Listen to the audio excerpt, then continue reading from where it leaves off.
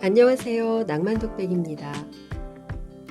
연애의 과학이라고 할 성인의 낭만적 애착이론에 따르면 우리가 영유아기의 관계 맺는 방식에서 생겨난 애착 유형은 성인이 되어서도 타인과의 관계에 영향을 미친다고 합니다.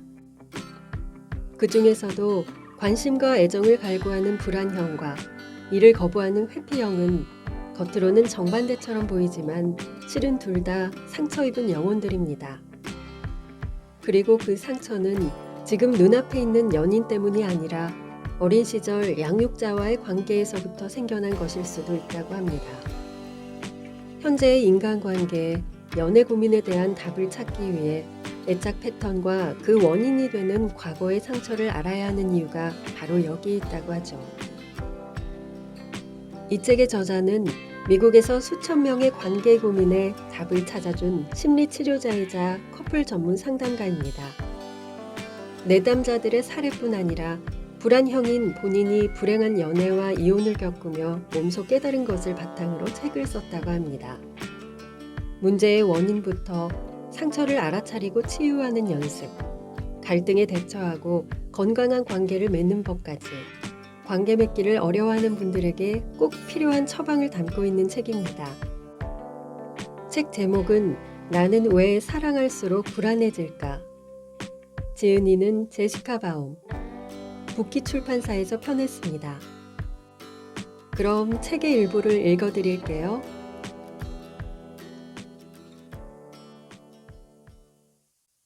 내부 경계선 세우기. 모든 사람에게는 두 가지 종류의 경계선, 즉 내부와 외부 경계선이 있습니다. 그러니 무엇을 용납하고 무엇을 용납하지 않을지 정해서 그걸 파트너에게 알려주면 끝나는 문제가 아니죠. 이건 외부 경계선에 해당하며 자신에게 무엇이 괜찮고 무엇이 괜찮지 않은지 알아내는 능력에 달려 있습니다. 이 능력은 우리가 하고 있는 내면 치유 작업으로 키울 수 있죠. 그렇다면 내부 경계선은 어떻게 생겨날까요? 어린 시절 우리는 자기 마음 속에서 무슨 일이 일어나는지 읽어주고 반응해줄 부모나 양육자가 필요합니다. 화가 났을 때 엄마가 아유, 우리 아가 지금 엄청 화났나 보네 라고 말하면 내 모습이 있는 그대로 이해받고 인정받았다고 느끼죠. 그리고 내 욕구가 정당하며 내게 무엇이 필요한지 스스로 알아낼 수 있다는 사실을 학습합니다.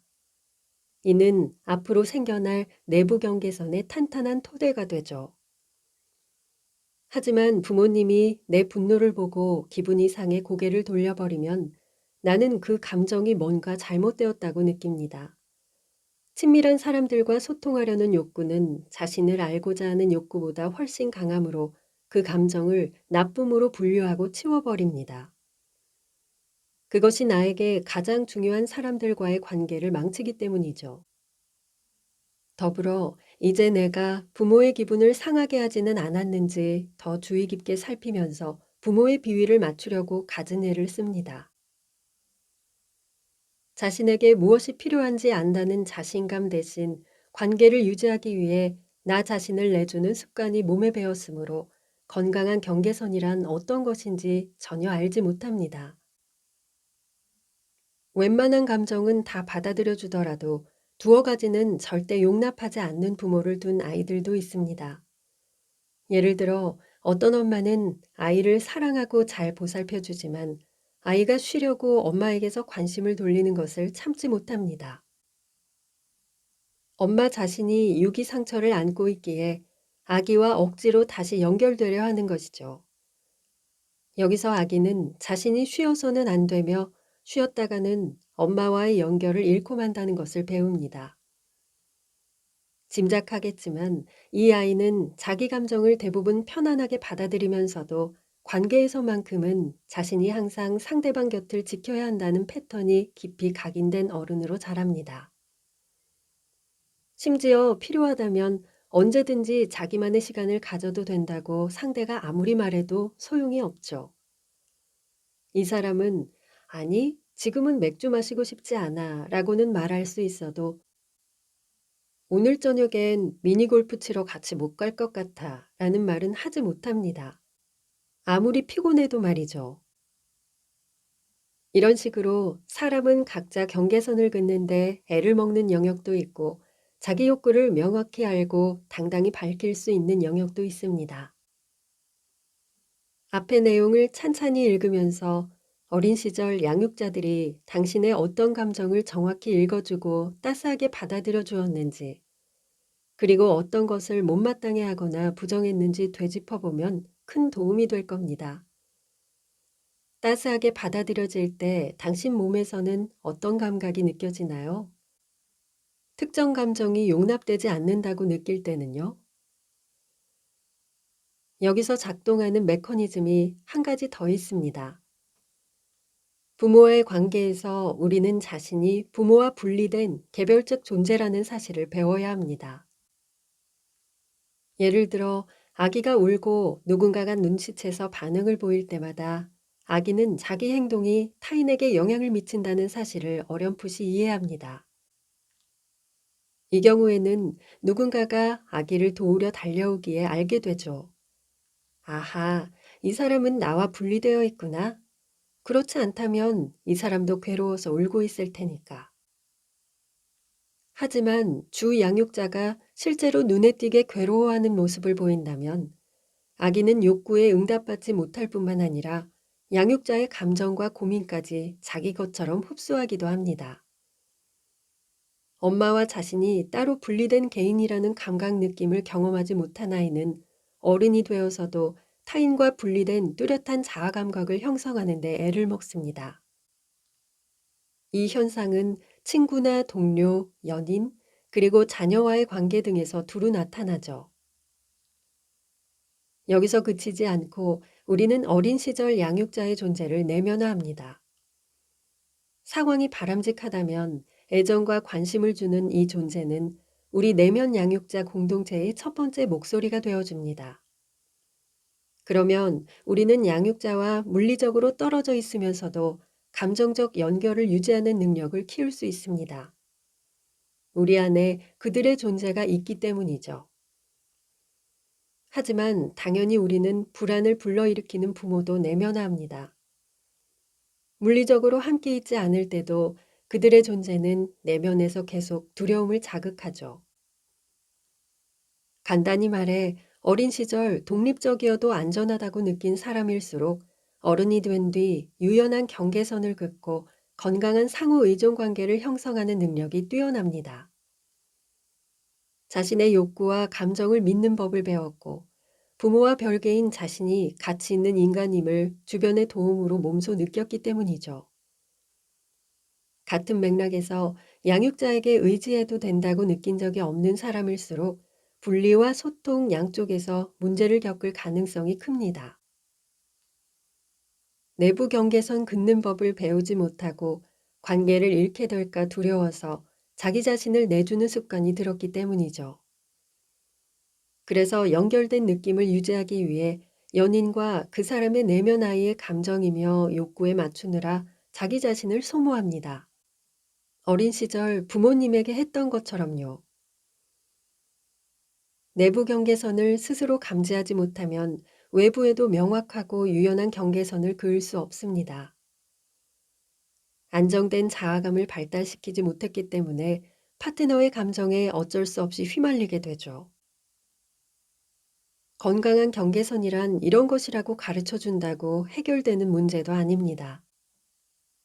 한번 학습된 패턴은 깊이 각인되어 벗어나기 어려우니까요.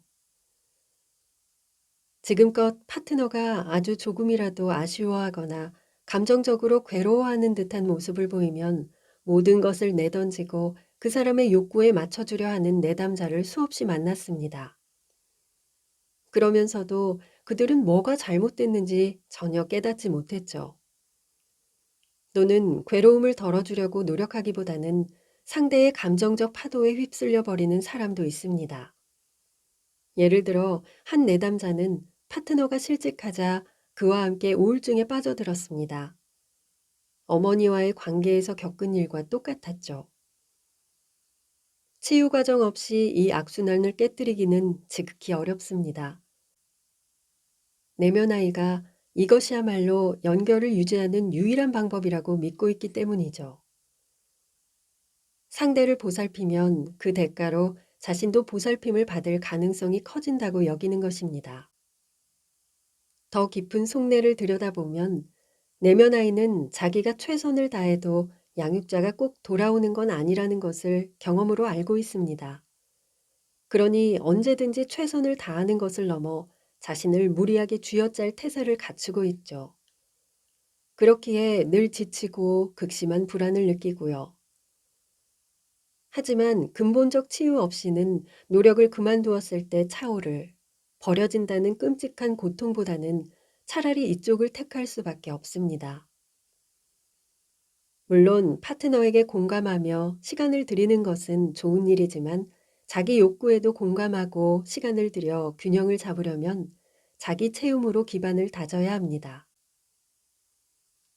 상대도 이와 똑같이 해준다면 우리는 각자 치유되고 성장하며 만족스럽고 오래가는 관계의 토대를 갖추는 셈입니다.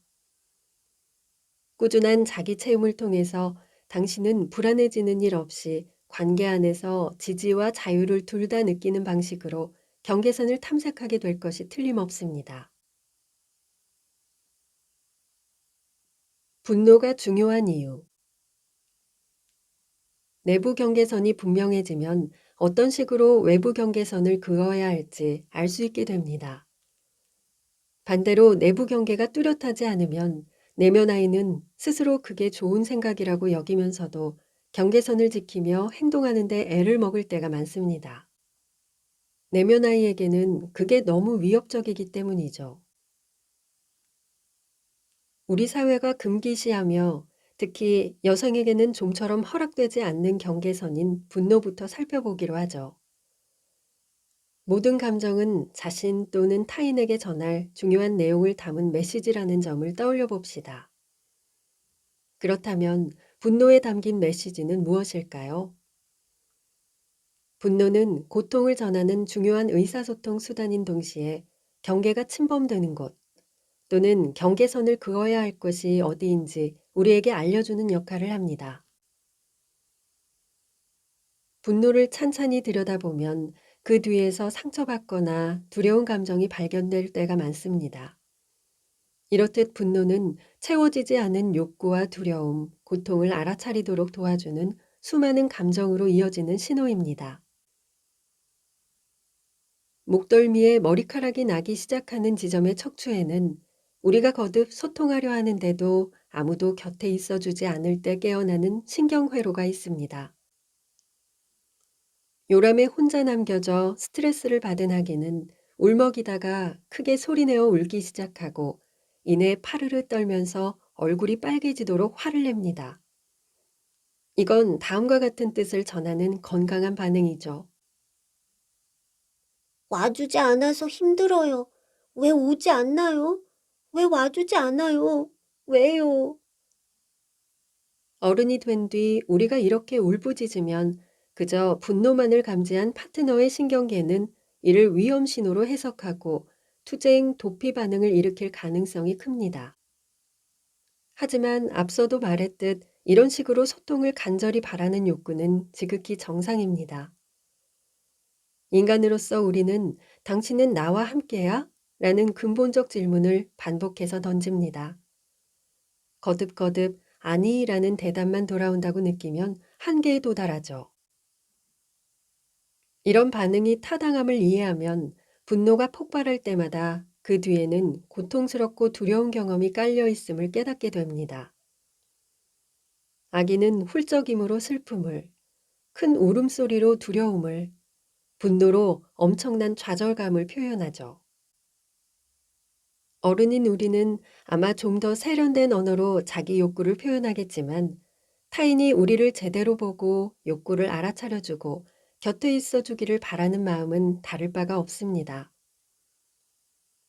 어른이 된 뒤에 인간관계에서 분노를 건강하게 표현하는 방법은 먼저 올라오는 감정을 알아차리고 내면을 살펴 어떤 고통이나 두려움이 분노를 불러일으키는지 알아보고 그다음 상대에게 차분하게 그 분노와 고통 또는 두려움의 원인을 설명하는 것입니다. 그렇게 하면 파트너가 우리 감정의 책임을 느끼게 하지 않고도 감정을 온전히 전달할 수 있지요. 요람에 누운 아기였던 우리는 그 뒤로 많은 일을 겪었습니다. 불안형 애착을 형성했다는 사실은 상당히 많은 고통과 두려움을 경험했음을 의미하죠. 그래서 상대방의 아주 작은 행동이 우리에겐 엄청난 분노 폭발의 도화선이 되기도 합니다. 그런데 문제는 그보다 복잡할 때가 많습니다. 앞서 살펴보았듯 불안형은 갈등을 두려워하므로 사랑받으려면 늘 파트너를 만족시켜야 하며 성가시게해서는 안 된다고 믿습니다. 아주 작은 균열의 신호라도 특히 자신이 초래한 일이라면 더욱 그것이 곧 관계의 끝을 의미한다고 여깁니다. 하지만 감정은 무시한다고 사라지지 않죠. 그래서 우리는 자기 비판이라는 형태로 칼끝을 자신에게 돌립니다. 그렇게 깊이 쑤셔 넣어진 감정은 다음번에 활성화될 때까지 딱지 아래에서 곱는 상처처럼 점점 악화됩니다. 이 지경에 이르면 꾹꾹 눌러 담았던 분노는 폭력적, 공격적, 폭발적으로 변질되기 쉽습니다. 무엇 때문에 속상한지 차분히 털어놓는 어른의 대화 대신 감정이 왈칵 쏟아지고 말죠.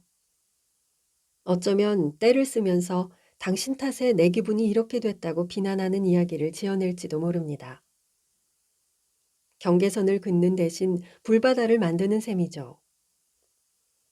하지만 이건 누구 잘못도 아닙니다. 우리는 왜 자신이 화가 났는지 곰곰이 되짚어 보는데 필요한 신경회로를 발달시키지 못했을 뿐이거든요. 그래서 감정이 커지면 폭발할 수밖에 없는 거죠. 안전하게 분노 표현하기. 당신이 분노를 대하는 방식이 어린 시절 강력한 학습의 결과임을 깨닫는 것이야말로 분노와 관련된 패턴을 깨는 첫 단계입니다. 이 자연스러운 감정을 제대로 처리하지 못하고 안에다 꾹꾹 숨기면 결국 분노를 자신에게 돌리거나 우울증에 빠지거나 아니면 두 상황을 모두 겪게 되죠. 필요하거나 원하는 것을 밝혀봤자 소용없다는 메시지를 스스로 세뇌한 결과 우리는 입을 다물고 그냥 포기해버립니다. 하지만 내면 아이가 방치당하고 무시당하고 오해받을 때마다 투쟁 도피 반응에서 투쟁 부분이 편도체에 환하게 불을 밝혀 분노를 일으킵니다. 우리는 이를 의식적으로 알아차리고 받아들여야 하죠. 그러려면 먼저 감정과 분노 표현에 관련된 내면 아이의 상처를 진지하게 들여다볼 필요가 있습니다. 어린 시절 우리는 대체로 분노라는 감정을 겁냈습니다. 분노를 드러내면 위험한 일이 생겼기 때문이죠. 화를 내면 호통과 함께 못됐다는 말을, 착하게 굴지 않으면 혼쭐이 난다는 소리를 들었습니다. 심지어 부모님은 우리를 방에 가두고 가버리기도 했죠. 상황이 이럴 때 과연 분노를 표현해도 안전하다는 느낌이 들었을까요?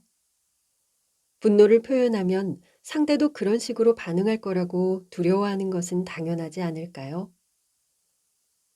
하지만 분노를 똑바로 마주하고 원인을 살핀다면 이 감정을 인생에 꼭 필요한 활력이자 인간관계를 탐색해 나갈 때 귀중한 역할을 하는 아군으로 삼을 수 있습니다. 화가 났을 때 목소리를 내며 상대를 존중하면서도 반대 의견을 내고 거절할 줄 아는 내적 균형을 발달시키는 것은 분노를 적절하게 표현함으로써 외부 경계선을 긋는 일입니다. 그러려면 당연히 시행착오를 겪는 기간이 필요하죠.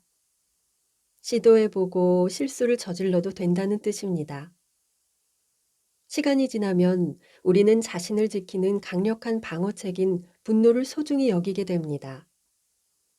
입에 발린 말 대신 다소 까칠한 진실을 택하면서 적절한 경계선이 생겨날 거예요. 이것이야말로 자신을 돌보는 동시에 연애에서도 대등한 파트너가 되는 길이죠.